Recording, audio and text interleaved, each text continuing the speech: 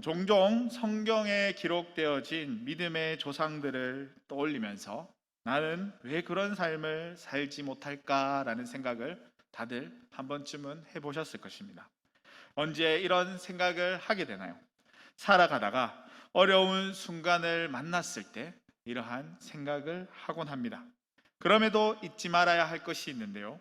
성경에 기록되어진 믿음의 조상들이 아무런 어려움 없이 계속 승승장구하며 그 삶을 살았던 것은 아니었습니다. 성경에 기록되어진 믿음의 조상들 중 어느 누구도 어느 누구를 막론하고 처음부터 모든 것이 완벽한 인물은 한 명도 없었습니다.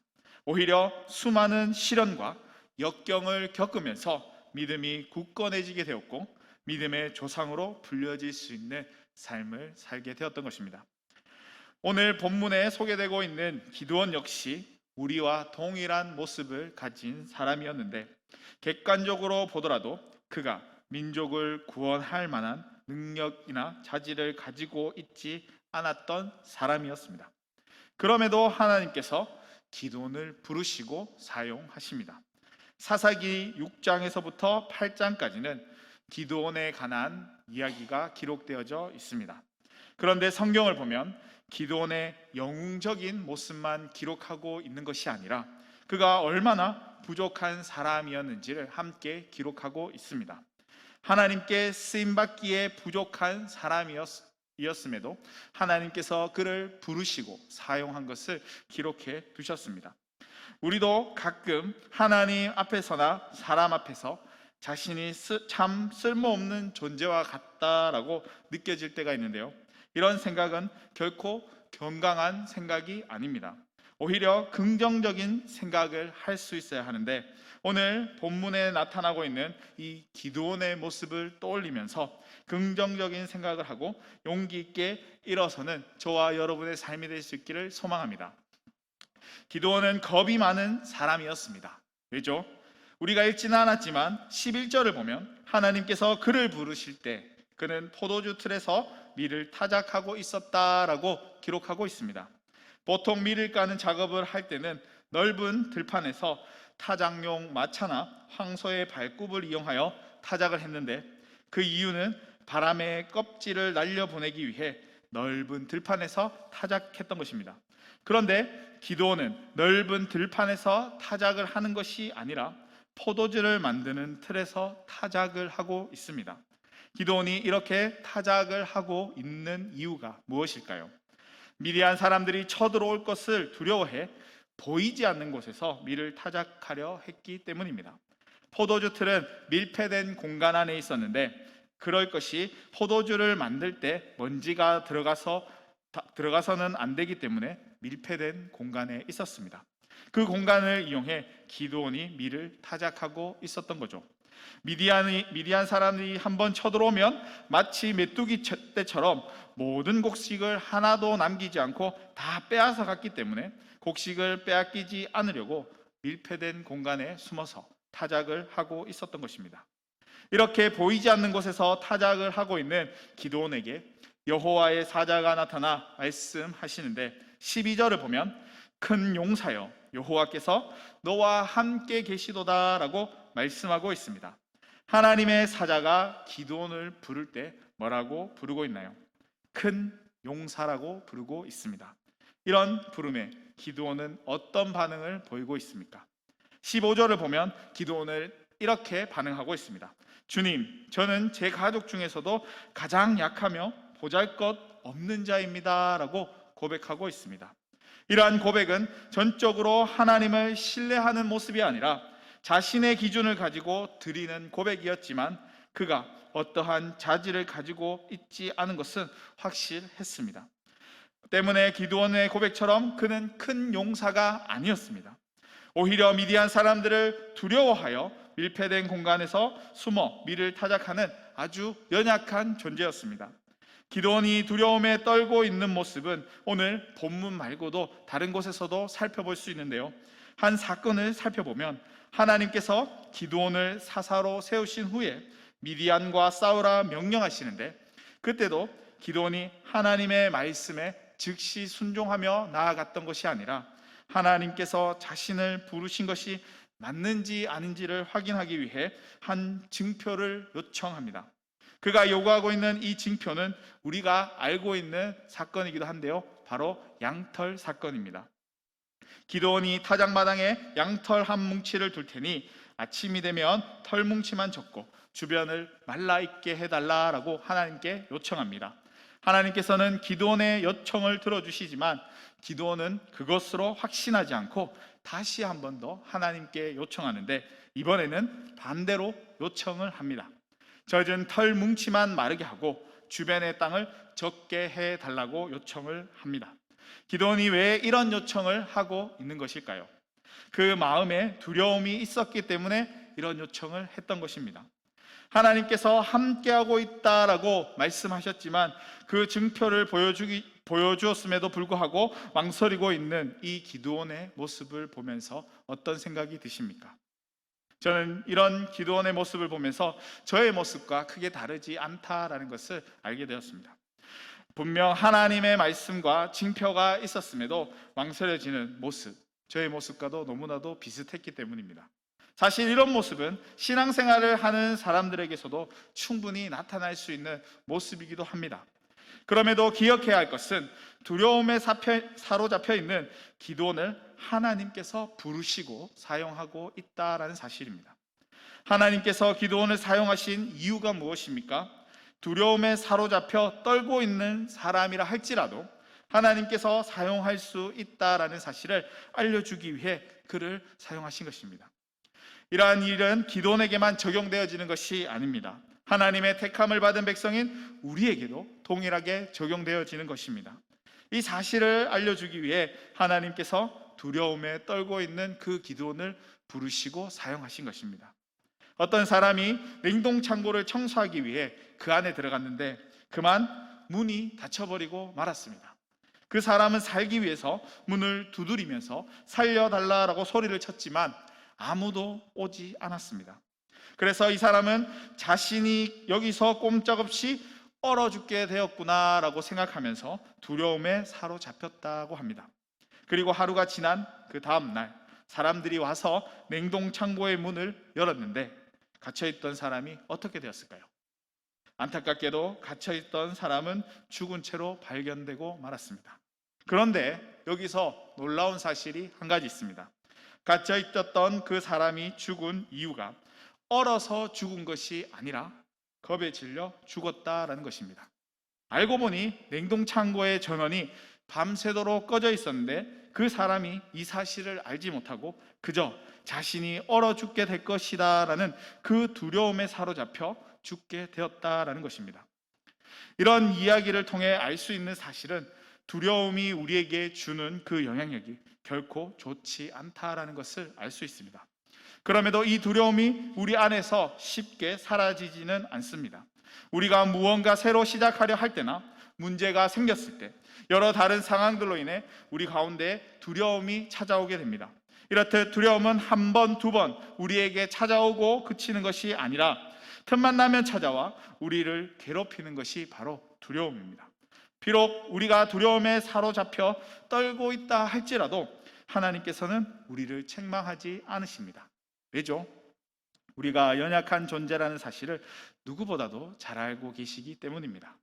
그래서 하나님은 우리가 두려움에 사로잡혀 그 삶을 살아간다 할지라도 전혀 개의치 않으시고 두려움에 사로잡혀 있는 우리를 부르시고 사용하시는데 이 모든 것이 우리를 두려움에서 건져내기 위한 하나님의 방법입니다. 이처럼 하나님께서는 우리가 어떤 두려움에 사로잡힌 삶을 살아간다 할지라도 우리를 외면하지 않으시고 되려 우리를 들어서 사용하는 분이 하나님이십니다. 이런 하나님의 부르심에 순종함으로 나아가 두려움을 이기는 삶을 살아갈 수 있기를 바랍니다. 기드온에게서 두려움 외에도 나타나는 모습이 있는데요, 바로 나약함입니다. 이 나약함은 미디안과의 전쟁을 하려고 할 때 나타나고 있는데 미디안이 이스라엘과 전쟁을 하기 위해 13만 5천 명의 군대를 거느리고 와 진을 칩니다. 7장을 보면 기드온이 300명밖에 되지 않는 군사를 이끌고 가 13만 5천 명의 대군을 무찌르고 큰 승리를 거두었다라는 사실을 기록하고 있습니다. 그런데 이 전쟁이 시작되기 전의 과정은 결코 평범하지가 않습니다. 기드온이 미디안 군대와 싸우기 위해 군사를 모집했는데 3만 2천 명의 군사가 모집되었습니다. 그들을 데리고 전쟁을 하려 하자 하나님께서 수가 너무 많다고 하시면서 두려워 떠는 사람들을 돌려보내라 라고 말씀하십니다. 그래서 2만 2천 명이 돌아갑니다. 거기서 끝나지 않고 남은 인원 10,000명을 데리고 시냇가로 데려가라고 하시더니 물을 먹여라 라고 말씀하십니다. 물을 먹는 모습을 보고 싸울 군사를 뽑으시려 하신 것입니다. 물을 먹는 군사의 모습은 두 종류로 구분되어지는데 아예 냇가에 코를 박고 물을 벌컥벌컥 마시는 사람과 손으로 물을 떠서 마시는 사람으로 구분되어졌습니다. 우리가 보통 알고 있는 내용은 손으로 물을 떠서 마신 사람들은 무릎을 꿇고 적군에 대한 경계를 게을리하지 않은 용감한 사람들이었기 때문에 뽑혔고, 코를 박고 마신 사람은 조심하지 않고 물을 마시는 것에만 열중했기 때문에 전투에 적합하지 않아서 돌려보냈다라고 알고 있습니다. 그런데 어떤 목사님께서 이 부분을 조금 다르게 해석하셨는데, 아예 냇물에 코를 박고 물을 마신 사람은 그래 한번 붙어보자 하면서 제대로 싸우기 위해 열심히 훈련한 탓에 정말 목이 말라 입을 대고 정신없이 벌컥벌컥 마셔서 돌려보냈다고 합니다. 무릎을 꿇고 손으로 물을 떠서 마신 사람은 땀을 흘릴 정도로 열심히 훈련을 하지 않은 군인이었기에 그다지 목이 마르지 않아서 뽑았다라는 것입니다. 그러니까 하나님께서는 미디안과의 싸움을 위해 군사의 수를 줄여 나가신 그 이유가 전투에 적합하지도 않고 용맹스럽지도 않은 사람을 선택하셔서 그들을 전쟁에 내보내기 위한 것이었다라고 이야기하고 있습니다. 이 목사님의 해석을 인용해 본다면 마지막에 선택된 이 300명의 군사는 나약한 기드온의 모습을 그대로 보여주고 있을 뿐만 아니라 그들이 거둔 승리 역시 기드온의 지도력도 이스라엘의 군대의 힘도 아닌 오직 하나님의 도우심으로 말미암아 승리할 수 있었다라는 사실을 말해주고 있습니다. 이것은 승리의 원동력이 하나님의 능력 안에 있다라는 그 사실을 말해주면서 나약한 자들이라 할지라도 하나님께서 사용하시면 크게 쓰임받을 수 있게 된다라는 사실을 전해주고 있습니다. 이는 하나님의 능력이 얼마나 위대한 것인지를 알려주고 있을 뿐만 아니라 하나님께서 당신의 목적을 이루기 위해서는 나약한 사람이라 할지라도 얼마든지 사용할 수 있다라는 사실을 알려주고 있습니다. 그러므로 우리는 늘 조심해야 할 일이 있는데요, 다른 누군가를 인간적인 기준에서 평가하는 일을 조심해야 합니다. 왜죠? 우리의 기준에 못 미친다고 해서 하나님께서 그 사람을 사용하지 않으시는 것이 아니기 때문입니다. 비록 능력이 부족하고 소외당하는 삶을 살아가고 있다 할지라도 하나님께서 쓰신다고 하신다면 아무런 문제가 되지 않습니다. 오히려 하나님은 연약하고 나약한 자들을 사용함으로써 당신의 목적을 이루시는 것을 좋아하는데, 그렇게 하시는 이유는 연약하고 나약한 자들을 통해 일하시는 것으로 인해 하나님께서 더 큰 영광을 받으시기 때문입니다. 기드온의 이야기의 마무리를 보면 뭔가 개운치 않은 느낌을 보여주면서 끝이 납니다. 사람에 대한 솔직한 평가는 그 사람이 떠난 후에 솔직한 평가를 받는다고 하지 않습니까? 그런 면에서 기드온의 평가를 본다면 그는 결점이 있는 지도자였습니다. 미디안을 물리치고 얻은 승리로 인해 많은 사람들이 기드온을 왕으로 세우려 하자 기드온은 하나님이 너희를 다스려야 한다라면서 이 제안을 거절합니다. 그리고 미디안 사람에게 빼앗은 금으로 에봇이라는 제사장의 의복을 만들어 하나님의 뜻을 묻는 데 사용합니다. 결국 이스라엘 백성이 이 에봇을 우상으로 섬기게 됨으로써 그것이 기드온과 그의 집에 올무가 되어버리고 말았습니다. 300명의 군사로 13만 5천 명을 무찌르던 큰 용사의 그 승리가 에봇이라는 우상을 만듦으로 인해 결점이 있는 지도자로 되어버렸던 것입니다. 하지만 하나님은 결점 있는 사람을 사용하심으로 당신의 크신 은혜를 나타내 보이셨는데, 그 결과가 기드온 시대에 이스라엘이 40년 동안이나 평온하는 복을 누릴 수 있었다라는 것입니다. 이처럼 훌륭하다고 여겨지는 사람들을 통해 종종 이해하기 힘든 결점을 발견할 때가 있지만, 그럴 때마다 외치는 말이 있습니다. 하나님, 어떻게 그런 사람을 사용하셨을까라고 의문의 말을 품습니다. 이 세상에 어디에도 하나님이 쓰시기에 완벽한 조건을 갖춘 사람은 아무도 없습니다. 왜죠? 모든 사람이 죄로 죽을 수밖에 없는 존재이기 때문에 완벽할 수가 없는 것입니다. 우리는 완벽한 존재가 아닙니다. 그렇지만 하나님께서는 완벽하지 않은 저와 여러분을 가장 좋아하시는데요, 그 이유는 우리를 사용하심으로 당신이 큰 영광을 받을 수 있기 때문입니다. 오늘부터 우리가 가지고 있는 이 결점으로 인해 스트레스를 받는 것이 아니라 오히려 하나님께 쓰임받을 수 있게 되었음을 감사할 수 있기를 바랍니다. 하나님께서는 기드온에게 있는 두려움과 나약함으로 인한 결점이 있었음에도 그를 부르시고 사용하심으로 큰 은혜를 쏟아부어 주셨습니다. 우리가 이러한 사실을 깨닫고 나면 나 같은 사람도 하나님의 손에 붙들릴 수 있겠구나 하고 자신감이 생겨나게 될 것입니다. 또한 이 진리에 대해 바울이 이렇게 확인시켜주고 있는데, 고린도전서 1장 26절에서 29절을 보면 이렇게 기록되어져 있습니다. 형제들아, 너희를 부르심을 보라. 육체를 따라 지혜로운 자가 많지 아니하며 능한 자가 많지 아니하며 문벌을 좋아하는 자가 많지 아니하도다. 그러나 하나님께서 세상에 미련한 것들을 택하사 지혜 있는 자들을 부끄럽게 하려 하시고, 세상의 악한 것들을 택하사 강한 것들을 부끄럽게 하시며, 하나님께서 세상의 천한 것들과 멸시받는 것들과 없는 것들을 택하사 있는 것들을 패하려 하시나니, 이는 아무 육체도 하나님 앞에서 자랑하지 못하게 하려 하심이라 라고 말씀하고 있습니다. 우리의 인생은 하나님 앞에서 자랑할 것이 아무것도 없습니다. 오히려 우리가 연약한 존재라는 그 사실을 기꺼이 인정할 수 있어야 합니다. 우리가 이러한 사실을 인정함으로 나아갈 때 하나님께서 기드온을 부르신 것처럼 우리를 큰 용사로 부르신다라는 그 사실을 잊지 마시고, 이 부르심에 기꺼이 순종함으로 나아가는 저와 여러분의 삶이 될 수 있기를 바랍니다.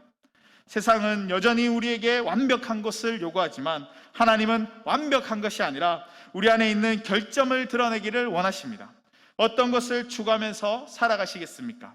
세상이 요구하는 것이 아니라 하나님께서 원하시는 결점을 드러내며 나아가는 저와 여러분의 삶이 될 수 있기를 소망합니다. 우리의 결점으로 인해 하나님의 영광이 드러날 수 있게 될 뿐만 아니라 우리의 결점이 하나님이 사용하심으로 강점으로 변화되어진다라는 그 사실을 믿고 하나님께 나아감으로 크게 쓰임받아지는 저와 여러분의 삶이 될 수 있기를 주님의 이름으로 간절히 축복합니다.